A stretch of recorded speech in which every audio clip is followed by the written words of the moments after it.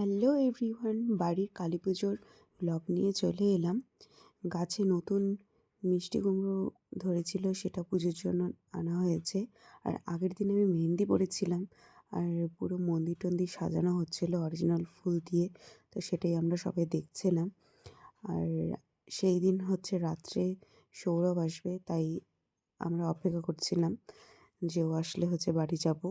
সাথে হচ্ছে ওর বড়দাও এসেছিল আসাম থেকে। তো দেখো কি সুন্দর করে মন্দির সব সাজানো হচ্ছে। তো আমরা শুধু কালকের অপেক্ষা করছিলাম কখন সকাল হবে। তো আমরা জল ভরতে যাব বাজনা নিয়ে। আগে যেরকম আমরা ঠাকুর আনতে যেতাম, তো এখন যেহেতু হচ্ছে পাথরের ঠাকুর, তো আমরা হচ্ছে মহাকালবাড়ি নদীতে আমরা জল ভরতে চাই সবাই মিলে। আমি দেখো মেহেন্দি পড়েছি, ওটাই দেখাচ্ছিলাম।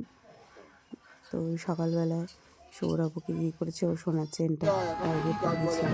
তারপর দেখো এই জন্য মন্দিরে চলে এসেছি, রাস্তায় ফুটেছে নেওয়া হয়নি।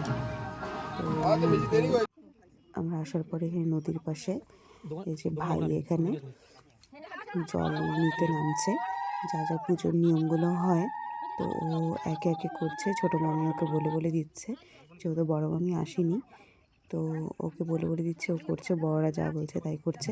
ওই প্রত্যেকবার করে, যেহেতু ও বংশের ছেলে, তো ওই বড় যেহেতু ওই হচ্ছে নিয়মগুলো করে বাড়ির পুজোর জন্য। তো ও জল নেওয়া হয়ে গেলে তারপর আমরা যাচ্ছি। আমার মাও কিন্তু এসেছিল সেই দিনই সকালে।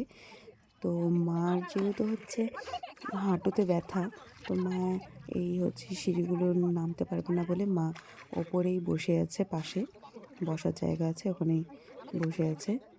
ও স্নান করে জল টল নেবে, তারপর আমরা যাব একে একে করে। কিন্তু আসার সময় তো আমি সবার সাথেই এসেছিলাম, কিন্তু যাওয়ার সময় আমি সৌরভের সাথেই গেছি। সৌরভ স্কুটি নিয়ে এসেছিলো, তো আমি ওর সাথেই গেছি।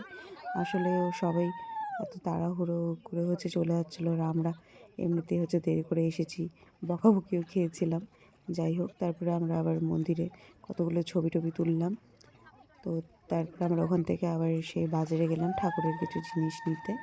তাই আমরা আর ভিডিও করতে পারিনি, আসার সময়ও না যাওয়ার সময়ও না। যাই হোক, তারপর বাড়িতে এসে দুপুরের আমরা খাওয়া দাওয়া করলাম। দুপুরে খাওয়া দাওয়া করে তারপর আমরা সেই রাত্রের জন্য তৈরি হব। এই ভিডিওটা যেহেতু অনেক বড় হয়ে যাবে, এখন যদি আমি রাত্রে ফুটেজগুলো ভিডিওগুলো যদি অ্যাড করি, তাহলে বিশাল বড় হয়ে যাবে, ভীষণ লেন্থি লাগবে ভিডিওটা দেখতে, তোমাদের ভালো লাগবে না। তো আমি না পার্ট করে দিব, ঠিক আছে? এটার মধ্যে আমি যেরকম আগের দিনে আর পুজোর দিনের সকালের ভিডিওটা দিলাম, তো নেক্সট ভিডিও যখন আসবে সেটাতে হচ্ছে রাত্রে আর পরের দিনের ভিডিওটা আসবে। তো তোমরা দেখতে থাকো, আশা করি তোমাদের ভালোই লাগবে। আমি হচ্ছে পুজোর দিনে হচ্ছে লাইভ ভিডিও ছেড়েছিলাম, আমরা যে নাচানাচি করছিলাম সেই লাইভ ভিডিও ছেড়েছিলাম, সেটা ফেসবুকে তোমরা দেখতে পাবে। আর ফেসবুক থেকে, ইউটিউব থেকে, যেখান থেকে দেখো না কেন, ইনস্টাগ্রাম, সব কিছুতে রিমা চক্রবর্তী নামই আছে। তো তোমরা প্লিজ একটু লাইক কমেন্টস করে দিও, পাশে থেকো প্লিজ। তো তোমরা যদি এরকম ভিডিও দেখতে চাও, আমি আরও ভিডিও আনবো। দেখো অনেকে এসেছিলো, যে মাসি পাশের বাড়ির একটা বুনুর মেয়েকে নিয়ে যাচ্ছে, ওই যে মার সাথে আমি ফটো তুলেছিলাম। এই যে ভাই মাথায় কলসি করে নিয়ে যাচ্ছে, আর এই যে আমার বর আর আমি